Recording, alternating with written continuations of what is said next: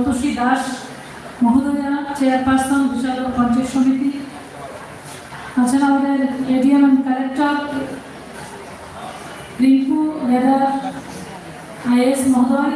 আছেন আমাদের ADM collector Subrata Majumdar মহোদয়, এডিশনাল এসপি রাজীব সূত্রধর মহোদয়।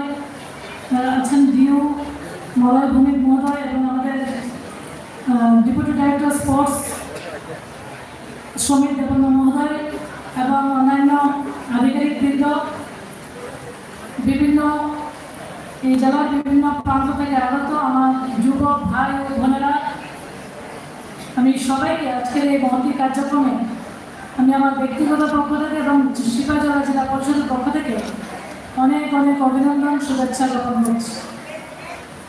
আমার পূর্ববর্তী বক্তা আমাদের আদরণীয় বিধায়ক শ্রদ্ধেয় কিশোর বর্মন মহোদয় আজকের এই যুব উৎসবের তাৎপর্য এত সুন্দরভাবে তুলে ধরেছেন। আমি মহোদয়কে অনেক অনেক ধন্যবাদ জানাচ্ছি। এবং আমিও বলবো যে আমরা প্রত্যেকে জানি যে যুব আইকন বীর সন্ন্যাসী স্বামী বিবেকানন্দের জন্মদিবস 12ই জানুয়ারি। এই দিনটাকে জাতীয় যুব উৎসব হিসাবে পালন করা হয় এবং সেটাকে সামনে রেখে আমরা এই ভারতবর্ষের বিভিন্ন ব্লক থেকে, সাবডিভিশন থেকে, জেলা থেকে এই যুব উৎসব পালন করা হয়। এবং আজকের এই যে প্ল্যাটফর্ম, সেটা আমাদের এই জেলার যুবক যুবতী ভাই বোনদের যে প্রতিভা, সেটা তুলে ধরার একটা প্ল্যাটফর্ম।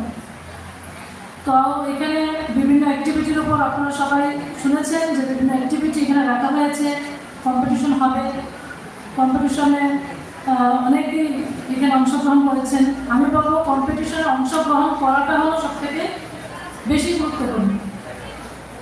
তো যারা অংশগ্রহণ করেছে আমি সমস্ত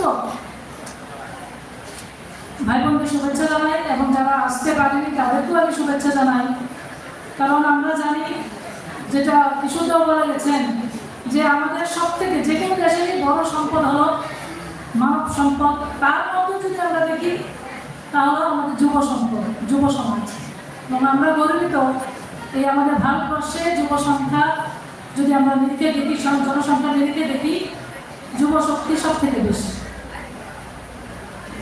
যে যুব আইকন স্বামীজি আমাদের দিশা দেখিয়ে গেছেন যে আমাদের প্রত্যেকটা মানবের কি ধরনের ব্যক্তিত্ব হওয়া উচিত, এবং সেই ব্যক্তিত্ব আমাদের যুব সমাজ, যখন আমরা যুবক থাকি, যুবতী থাকি, তখন থেকেই সেগুলি তৈরি করতে হবে।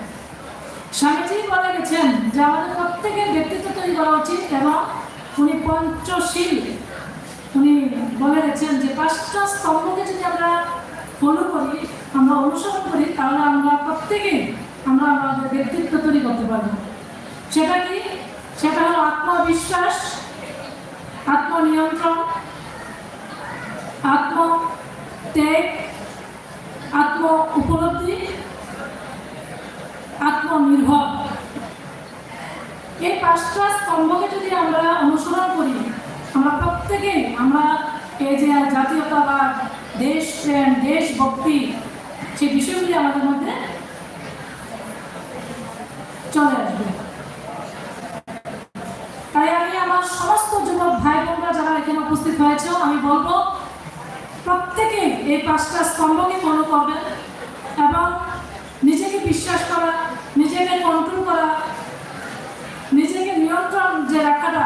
আমরা জানি যুব সমাজ এখন যে নেশা, কারণ বিভিন্ন দেশ আমাদের দেশকে এখন কিভাবে আক্রমণ করবে, যুব শক্তিকে যদি ধ্বংস করা যায় তাহলে সেরকম দেশ ধ্বংস হতে পারে।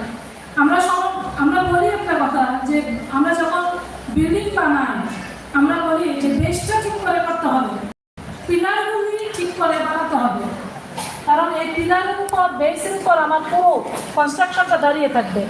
ঠিক তেমনি এই দেশের পিলার হলো আমার যুব সমাজ, এই দেশের বেসটা হলো আমাদের যুব সমাজ। তাই যুব সমাজ যদি নেশায় আকৃষ্ট হয়ে যায়, আমাদের দেশ ধ্বংস হয়ে যাবে। আজকের দিনে আমাদের নরেন্দ্র মোদীজির নেতৃত্বে, আদরণীয় প্রধানমন্ত্রী নরেন্দ্র মোদীজির নেতৃত্বে এই যুব সমাজকে সামনে রেখে আমাদের দেশ যেভাবে এগিয়ে চলছে, অন্যান্য দেশটা চাইছি আমাদের দেশকে ধ্বংস করার জন্য। কিন্তু আমি বলবো আমার যুব ভাই বোনরা নেশায় যেন আকৃষ্ট না হয়ে সঠিক দিশাতে যেন তোমরা এগোতে পারো, তার জন্য আমাদের সরকার, আমাদের রাজ্যের মাননীয় মুখ্যমন্ত্রী মহোদয়, ওনার নেতৃত্বে আমাদের রাজ্য সরকার বিভিন্ন প্রয়াস নিচ্ছেন। কিন্তু যে কথাটা বললাম যে আত্মনিয়ন্ত্রণ, নিজেকে নিয়ন্ত্রণ করতে হবে, আত্মবিশ্বাস, নিজেকে বিশ্বাস করতে হবে, আত্মনির্ভরতা। আজকে আমাদের জাতীয় শিক্ষানীতি সেখানে বলা হয়েছে যে শিক্ষার পাশাপাশি কীভাবে স্কিলের মধ্যে দক্ষতা অর্জন করা যায়, কারণ আমাকে আত্মনির্ভর হতে হবে। তাই আমরা যে যাই করি, পড়াশোনা তো প্রয়োজন আছে, তার পাশাপাশি আমাদের বড় ধর্ম হলো সমাজ সেবা, মানুষের সেবা। যে ধর্ম আমাদের স্বামীজি দিয়ে গেছেন যে জীবে প্রেম করে যেজন সেইজন সে বিচে ঈশ্বর, এবং উনি বলেছেন মানব